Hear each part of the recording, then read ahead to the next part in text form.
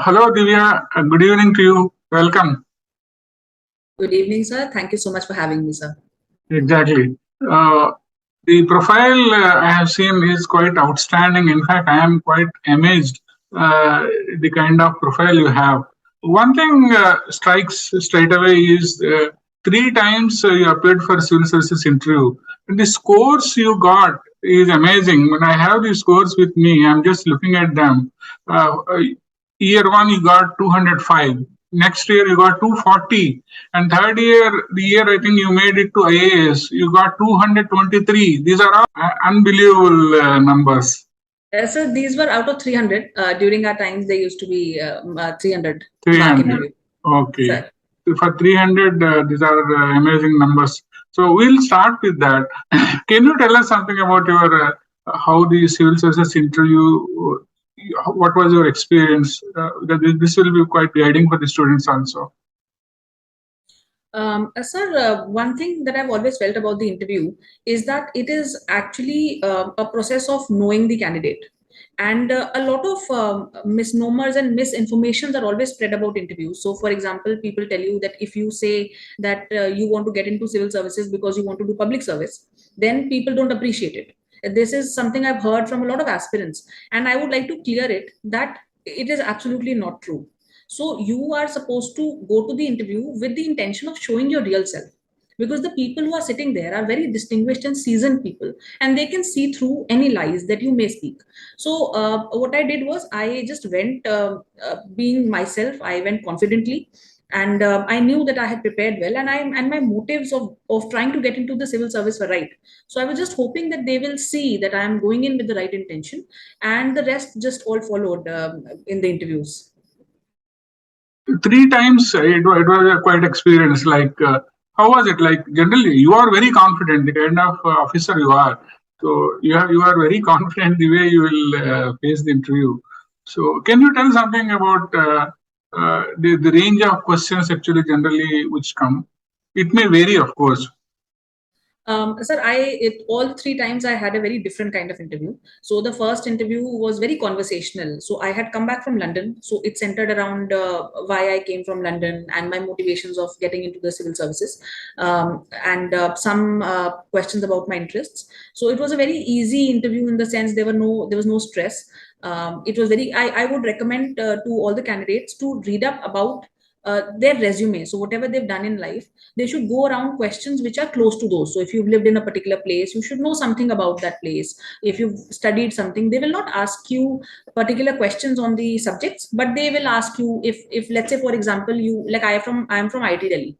So they may ask, okay, so nowadays we are converting a lot of institutes into IITs, or many new IITs are opening. So what are your views on that?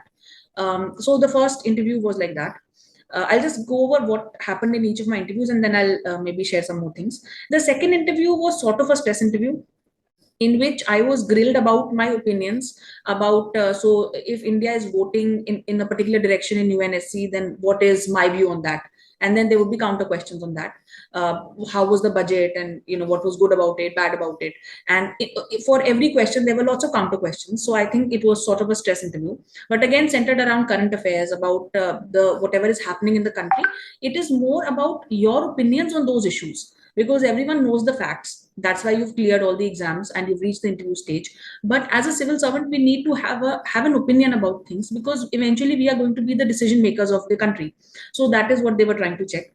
The third again was a very it had questions like, why is India a superstitious country, or should we have military training compulsory for everyone? So again, kind of opinions. So about the interview, I think there is no magic. And in fact, there are people who get very good marks in one interview and they get not so good marks in the next. But you should, I think, be very clear about your opinions. You should read up well. And also a question that comes, which came in my interview also, is that if they question your opinions, what do you do? I think the interview in which I got the maximum number of marks, 240, and I gave an opinion and I stuck to it. So he was trying to question me, and they were very good questions. So he said, okay, if you vote in favor of against Sri Lanka at the time the Sri Lankan Tamil issue was going on, then people will vote against you in Kashmir issue. So they were difficult questions, but I stuck to my opinion because I was beforehand very clear that that is the right thing to do. So you should, I feel, if you have an opinion, you should stick to it and try to explain your point of view, which is what I think in all three of my interviews, which is I think what stood out for me. Exactly. Very well said. And again, from the academic profile, I saw that you have done from IIT Delhi, Yes. and also IIM Bangalore. So Sir. again, it's very great combination of two excellent courses. And after that, you prefer to join civil services. These are all standard questions we keep asking. So, but you are doing very well after your management course.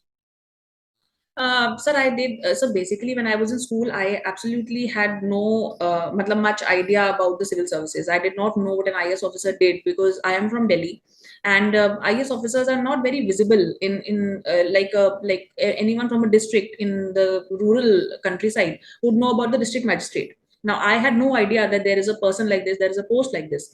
So I was good at studies. I was had the standard dreams. I wanted to make a life for myself.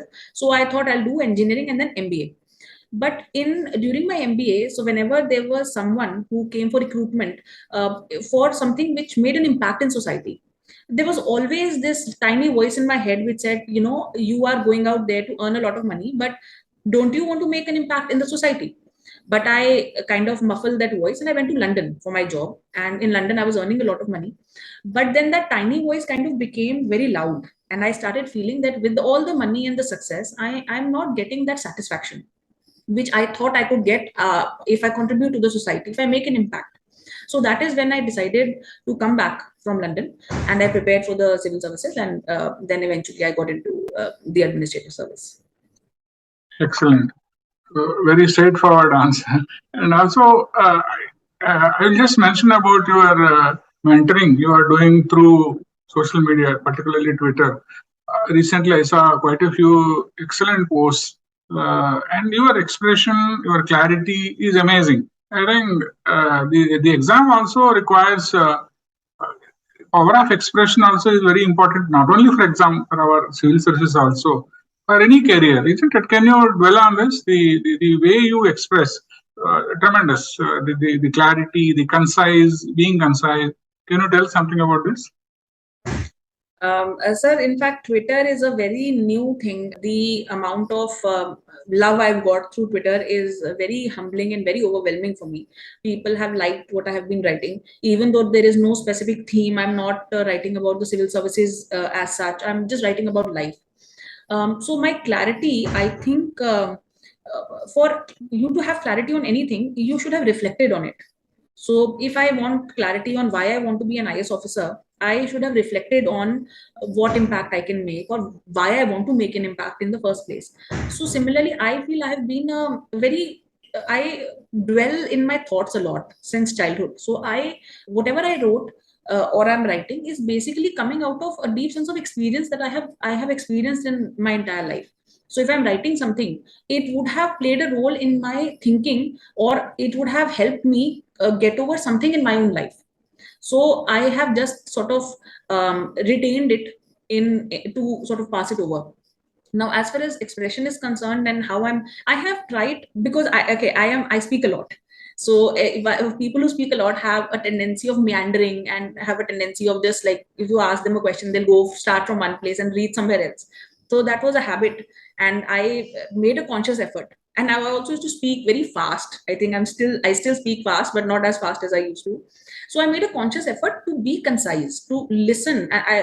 One needs to listen very well. So if you listen and then you understand what the person in front of you wants, and then you tailor your answer, accordingly, whether it is my Twitter audience, or whether it is my child, whether it is the examiner, they're always looking for something. So if you understand what they want, and don't try to give extra sort of pearls of wisdom, then you will be concise. So that is just, I mean, I know it's not very helpful in terms of because I am not exactly sharing a technique, but this is the thought behind how I am able to maintain that conciseness to some extent.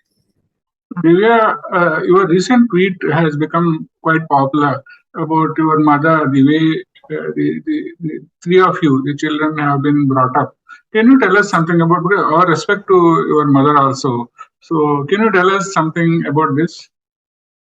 So basically, I grew up with this thought always instilled in me that all of us, in fact, all three of us, that we can do anything. So it started, and this is also something I tell my all the school children whenever I visit a school. So some of these things are things that I've been telling the school children for a long time. Some of these things I've seen working in my own life, and some of these are things that I want to do for my own children. So I don't know if you want me to go through like the so there are 12 principles sort of which I have said that I would like parents to keep in mind, or in their heart rather. So just to summarize very quickly, it is that you should tell your child that they can do anything, so that they have the confidence to face anything that they get in their lives. The second was that if the child falls or gets hurt, the parent should not jump in to actually just pick them up. They should allow them to stand up on themselves, because they are going to fall in their lives. The third was that we should always allow our children to participate in various competitions, because I always feel that the bigger hindrance to success is not failure, but it is the fear of failure. So once you get that out of your mind, you can actually achieve a lot more. Then I said that one should allow them to take risks. So earlier, I think in your generation also, you used to like climb on trees and play in the mud. And these days, we just want everything very sanitized for our children, which decreases the risk taking capability. So one should allow them to take risks. So there are various things like that. Similarly, I talked about having a lot of faith and trust in them, because if we don't trust them, they will not be able to trust themselves. That they will make a good name for themselves or whatever they want to do. Another thing I talked about was to, again, that I mentioned, that one should listen to the children, and which goes for your life partner, which goes for your boss or your subordinates or your colleagues. One should always listen very well, which will take you very far. So there are like various things like this. These are more like life principles. I have tailored them for parenting, but they are equally valid for any aspect of life, actually.